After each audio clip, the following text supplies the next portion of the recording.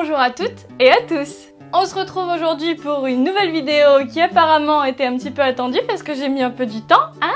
Mais maintenant on va essayer d'en faire un petit peu plus et on va se mettre au boulot, hein.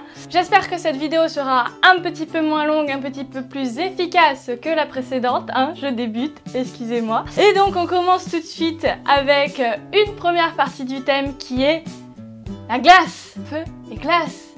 C'est marqué dans le titre, j'ai pas besoin de vous le rappeler. Pour commencer avec la glace, quoi de mieux que vous de présenter de la glace, des petits glaçons. Des petits glaçons, mais pas des petits glaçons pour mettre dans votre coca.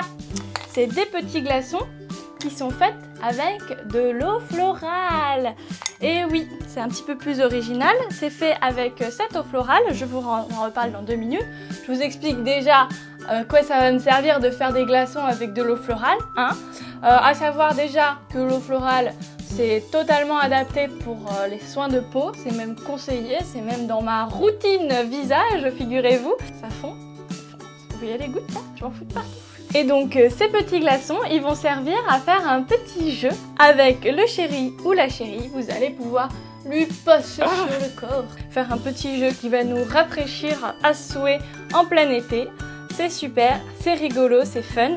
Le froid, c'est bien connu, on l'a vu avec ma précédente vidéo avec les effets chaud-froid, hein. C'est stimulant, ça donne des sensations qu'on ne connaît pas avec les effleurements classiques à température corporelle normale. Par exemple avec les yeux bandés, ça peut être génial parce que forcément votre partenaire ne saura pas où est-ce que vous allez le toucher avec le glaçon et ça fait des petites surprises et ça nous rend sensibles à tout plein de parties du corps qu'on n'utilise pas d'habitude, c'est-à-dire tout le corps au lieu de juste les parties sexualisées. Ça aussi, ça glisse la glace. Avec un petit glaçon comme ça aussi, ce qui peut être intéressant de faire, c'est de le mettre dans la bouche, hein. L'eau florale, c'est totalement comestible, il n'y a pas de problème. C'est bon, ça sent bon. Ça sent la fleur d'oranger là, en l'occurrence, mais vous pouvez le faire avec n'importe quelle eau florale. Donc vous pouvez le mettre dans la bouche, vous rafraîchir toute la bouche jusqu'à ce qu'elle soit bien froide, ou même le garder en bouche et puis offrir une petite gâterie buccale à votre partenaire avec un glaçon, avec le froid. Ça peut mettre un petit peu de piment dans une fellation ou dans un cunilingus, hein. Ça peut être très agréable. Pour ma part, j'ai testé l'eau florale sur les muqueuses, ça fait rien, donc je ne vois pas de contre-indication, hein. Dites-moi si vous connaissez un quelconque danger à ce propos, mais je ne pense pas. Et l'eau florale que j'ai utilisée pour les faire, ces glaçons-là, c'est une eau florale de fleurs d'oranger de la marque Abiessence, qui m'a été offerte par une boutique à Grenoble qui est tenue par quelqu'un qui m'est proche et que je remercie fortement parce que c'était un trop beau cadeau. Vous pouvez le faire avec n'importe quelle eau florale de rose, on m'a dit que ce serait pas mal, de l'eau florale d'une senteur que vous aimez bien. Vous pouvez aussi également choisir une eau florale en fonction de ses propriétés. Celle-ci est apaisante et rééquilibrante pour la peau. Et au passage, je vous conseille la boutique où j'ai eu cette eau florale qui est l'herboristerie Autant d'Effets qui se trouve à Grenoble à l'entrée de la Rutière et qui est vraiment géniale pour toutes celles qui sont adeptes des soins bio et au naturel. Il y a tout ce qu'il faut. Si vous voulez des remèdes à base de plantes, on saura très bien vous conseiller là-bas. C'est génial comme boutique, elle est magnifique, en plus c'est trop mignon. Et tout de suite, c'est le choc des éléments, on passe directement au feu avec ceci, une petite boîte qui s'ouvre très élégamment et hop, qu'est-ce qui sort? Une bougie avec un petit bec verseur. Alors pourquoi il y a un bec verseur? Alors le bec verseur, c'est parce que non, vous n'allez pas faire un trip sadomaso à vous faire tomber de la cire chaude sur le corps pour vous brûler, hein. Vous pouvez, hein, mais bon là c'est pas le sujet. C'est une bougie spéciale pour les massages parce que l'huile que vous allez faire couler une fois qu'elle aura fondu, une fois que vous aurez laissé brûler la mèche quelques minutes, et ben vous allez pouvoir vous en servir pour masser le corps de votre partenaire. Un petit massage avant, hein. C'est délicieux, c'est délicieux, délicieux, c'est délicieux. Donc en effet, c'est une cire spécialement faite pour se liquéfier et devenir une huile. C'est pas de la cire en fait, c'est une huile. C'est à base de beurre de karité et c'est aromatisé à la mangue. Donc on sent un peu le fruit, ça sent très bon. Ça sent encore plus quand elle a fondu. Après moi, les petits désavantages que je trouve, c'est que cette huile, elle pénètre vachement vite dans la peau. Donc c'est très bien au niveau nutrition de la peau, mais c'est pas forcément bien pour un massage qui dure longtemps quoi. Sinon il y a besoin d'en remettre beaucoup. Mais bon, c'est pas grave, hein. On peut en mettre plein, hein. Il y en a plein dedans. C'est gros quand même. Cette bougie, elle est de la marque Carétique Et donc je l'ai eu en herboristerie, comme quoi des petits accessoires pour votre vie à deux. Ce n'est pas tout en love shop, vous en trouvez aussi dans les boutiques auxquelles vous vous attendez le moins. Des boutiques bio, des boutiques type herboristerie ou au supermarché ou même dans vos placards. Au niveau des bougies de massage, pour comparer, j'en ai une autre que j'ai pu tester et celle-ci vient du Love Shop dont je vous ai parlé la dernière fois, qui est Désir si secret à Saint-Martin-d'Air pour les Grenobloises.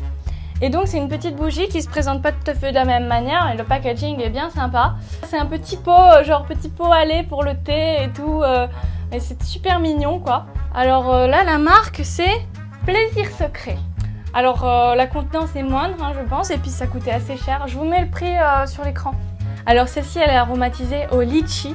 Alors elle a une odeur vachement plus prononcée que celle d'avant. J'imagine que c'est parce que aussi elle est pas bio, alors du coup la chimie a fait son travail. En revanche, le petit désagrément que je trouve, c'est au fur et à mesure que vous écoulez la cire qui est dedans, donc que vous en servez pour masser une fois qu'elle est fondue. Et au fur et à mesure, la flamme va être de plus en plus basse, donc c'est un petit peu compliqué à allumer, hein, vous voyez, c'est profond. Et puis en plus, au moment de verser, si c'est encore allumé, vous faites comme moi et vous cramez le bord comme ça. Donc bon, faut peut-être l'éteindre avant de verser, hein. Et moi, je voulais la laisser allumer pour l'ambiance. Petit plus pour cette bougie de massage, c'est que déjà, elle glisse mieux et plus longtemps. Donc on peut masser plus longtemps avec la même quantité de cire que la précédente. Et en plus, elle a été faite pour être mangeable et bisouillable. Donc elle est comestible et elle a un petit goût sucré, ce qui est bien agréable pour les petits bisous partout sur le corps après un petit massage. Enfin, je vais vous parler d'un dernier produit qui m'a beaucoup plu et que je trouve en plus facile d'accès parce que je l'ai acheté en librairie. Encore une fois, on s'y attend pas, hein. Ça n'a pas forcément de rapport avec le feu et la glace, mais j'ai trouvé que mes astuces précédentes pourraient bien s'adapter dans un jeu. Donc, c'est ce que je vous présente, c'est une boîte de jeu. Une boîte de jeu comme n'importe quel petit jeu de société, mais là on va pas jouer au Monopoly, hein. Ça va être un petit peu plus sérieux et pour adultes. Ça se présente avec un plateau de jeu. Super sympa, super coloré, tout en rose et noir, j'aime beaucoup. Et vous pourrez trouver dedans quelques petits accessoires comme un masque, des menottes, un petit sablier pour le temps, des pions. Alors mon chéri m'a tout de suite dit mais pourquoi il y en a 4 ? On joue à 2 normalement, mais bon, hein, pourquoi pas inviter des amis. Ainsi que 2 dés, des cartes, on en a des noirs et des roses. Et bien sûr, une règle du jeu. Donc la règle du jeu est bien fournie, hein. C'est quasiment un petit catalogue, quoi.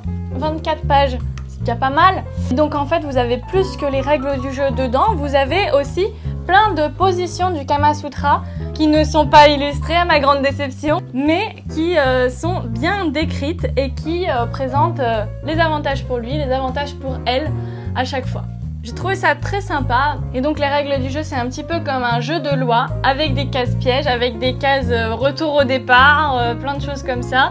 Et le but c'est de gagner et de faire des petits défis avec votre partenaire. Alors évidemment les défis dans ces jeux ils sont souvent assez classiques, souvent assez déjà vus. Donc si vous avez encore pas expérimenté grand chose, ça pourra beaucoup vous plaire et surtout ça vous permet pour certaines cartes de parler avec votre partenaire, de vous ouvrir un peu et de mettre certaines choses au clair. Moi j'ai par exemple pas mal aimé une carte qui consistait à faire un jeu de la vérité, donc qui consistait à poser tout plein de questions à son partenaire et le partenaire devait répondre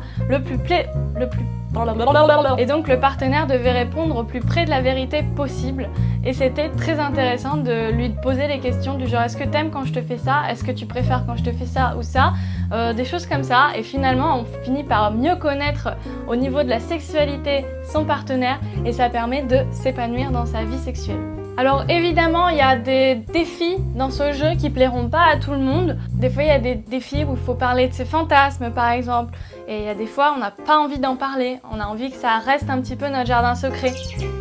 Donc ça c'est normal et donc il faut surtout pas se forcer, même sous prétexte que ce soit un jeu. encore pire quoi. C'est pas pour un jeu qu'on va faire des choses dont on n'a pas envie. Donc moi je dirais avec ce genre de jeux qui sont tout faits et qu'on trouve dans le commerce, ne rien s'interdire, faire ce dont on a envie et que ce dont on a envie, et ne pas hésiter à refaire les cartes. Alors ça c'est ce qu'on adore faire avec mon chéri, c'est de se faire des cartes défis nous-mêmes. Chacun en écrit 5 sur des bouts de papier qu'on plie en 4 et c'est tout. Et on pioche des défis comme ça.